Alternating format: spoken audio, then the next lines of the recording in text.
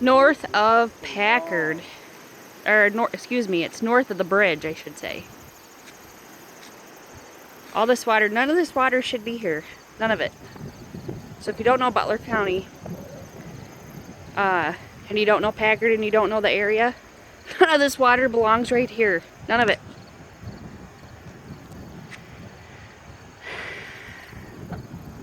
What a nightmare. All this water, it's got to go somewhere. And all this water over here, none of it belongs.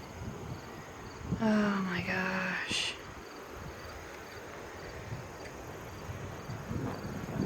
Never, never seen anything like it.